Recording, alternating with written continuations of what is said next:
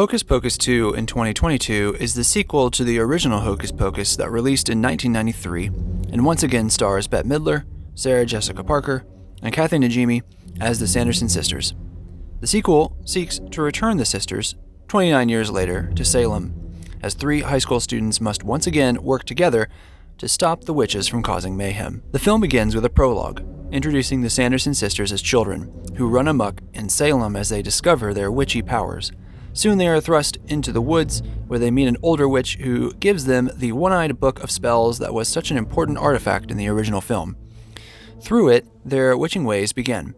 We are then brought back to present day, where we meet Becca, Izzy, and Cassie at school, and we discover some tension between Cassie and the other two as we can see Cassie interact with her dumb jock boyfriend. Right from the beginning, Hocus Pocus 2 is an incoherent mess. Beginning with a prologue that stretches for too long, featuring a bedazzled witch who never returns, and quickly joining us with 3 teenagers who seem at odds for very elementary reasons, the movie has no foundation for what follows. The famous black candle is lit in the same forest as in the flashback, with the same horrifically cheesy full moon backdrop. Our Reverend from the flashback, played by Tony Hale, also plays the modern mayor, a plot point that is used for conflict as one who follows in a bloodline. Cassie, being the mayor's daughter, becomes a target. But this conflict does not bolster the entirety of the film like the original one. The Sanderson sisters take the stage to cast a musical spell much like the first one, but the rationale for why, beyond simply rehashing, is difficult to determine. The Sanderson sisters spend an inordinate amount of time in Walgreens, in a movie with a $28 million budget. Characters leave and return to familiar sets and settings that they confuse the viewer. Several side plots, like the mayor's quest for a candied apple, or Gilbert's buddy comedy with Billy, has little to no merit for the overall plot. The girls manage to steal a bus out of nowhere, most likely proving several scenes were cut. The hubris of the Sanderson sisters ends up resolving the plot on their own, without any sort of buy-in or cognitive thought from our main characters, thus belittling them in their own film. I feel confident giving this a 1 out of 5. Throughout the movie, as it was a comedy, I only laughed a single time. When Kathy states incorrectly that sorrow is such sweet parting, I laughed. That was it. The rest of the film is horrifically bad. So bad that a viewer is likely to exhibit not sadness or empathy, but confusion in the final act. On our way to the end, let's analyze why the film lacks any sort of effect. The Sanderson sisters as children may invite a cuteness factor for their attempts to emulate their older counterparts, but I found their overacting atrocious. Gilbert, the manager of a souvenir shop where the original Sanderson house is, tediously reminds us of all the events that occurred in the first film.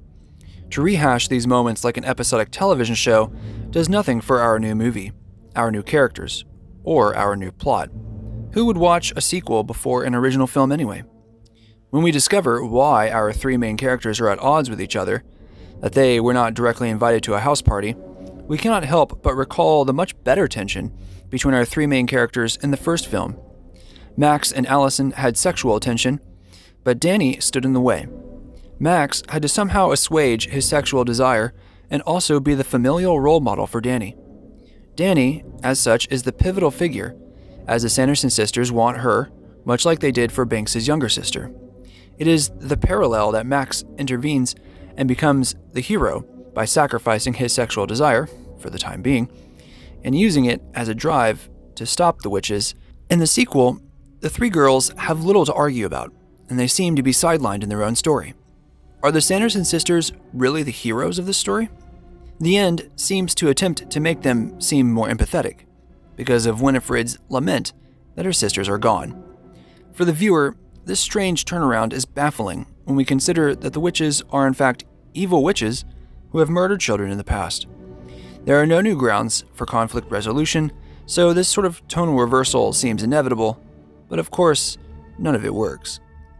Many of the jokes of the movie are simply pale facsimiles of the first one.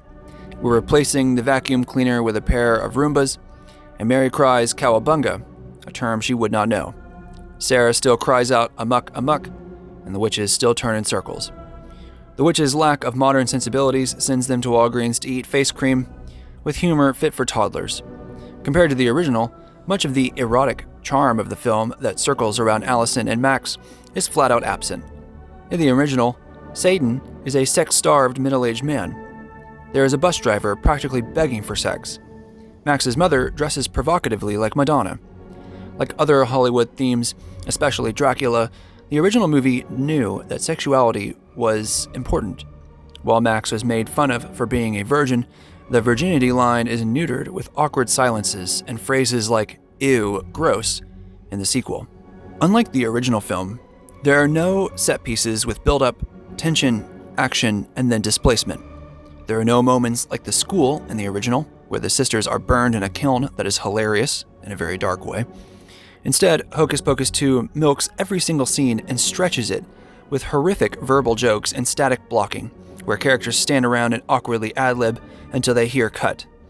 When the movie attempts something new, it is pathetic and confusing.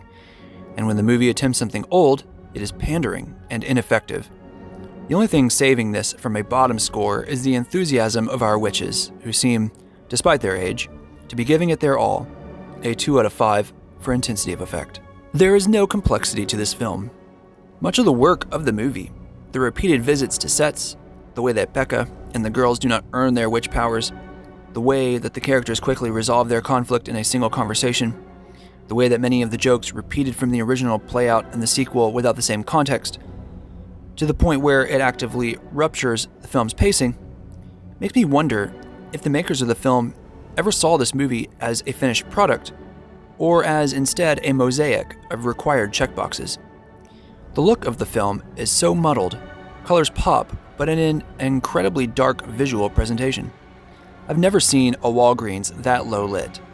The camera is very willing to close in on our young high schoolers, but seems so sterile and detached from our witches, perhaps because, obviously, they are old.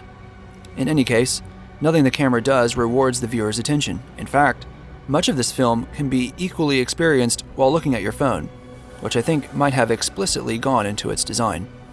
Very few of the jokes, save for a couple like the face mask in Walgreens, need to be seen. The importance of feminine friendship is a moral that is beaten over the head for both the girls and the sisters, though this is not a conflict that is adequately explored. After 29 years, no script existed, apparently, that could weave the old jokes in with a new and fresh context in a way that would be hilarious and savvy. Compare this to something like Top Gun Maverick, where the sequel actively improved on some of the goals of the original, and likely made the movie of a quality that people thought they had for the first Top Gun movie. That could have happened here. This is Disney, after all. But any sign of that attempted complexity was thrown out the window for a quick, made-for-VHS plot. It's a 1 out of 5. If negative numbers existed for this rubric, originality is where I would place it. It is not only that the sequel actively tries to be unoriginal. When it is forced to, it is a complete failure. The obvious point is the ending, which seeks to rewire our brains into imagining the Sanderson sisters are worthy of any sort of pity or sympathy. But others, like we have stated, stand out as well. Walgreens is a sterile set piece that leaves us either disgusted or feeling completely numb. Magical items like salt and leaves are used as get-out-of-jail cards in places like attics and garages. It is such an ugly film, made cheaply and yet with an exorbitant budget, and we are forced to conclude that this was simply well-paid work for the cast and crew to laugh at stupid viewers like me who decided to watch it on Disney+. This is a film that did nothing new and actively robbed an original work of its luster, so a 1 out of 5 here is apt. The point of all this is that while the film supposedly has the premium look that comes from being a Disney product, we should not be fooled. Just looking at the film and gauging its intention, we see something so phoned in that the combination makes this film the worse for it. Had this been some indie darling, I might have given it more credence. But Hocus Pocus 2 is a microcosm of much of the frustration people have towards movie making in the modern era. Don't be fooled by the overacted performance by the Sanderson sisters. This is a soulless product, made by people who are simply happy to be working. A combined 1.25 out of 5 suits the film perfectly. Thanks again for watching.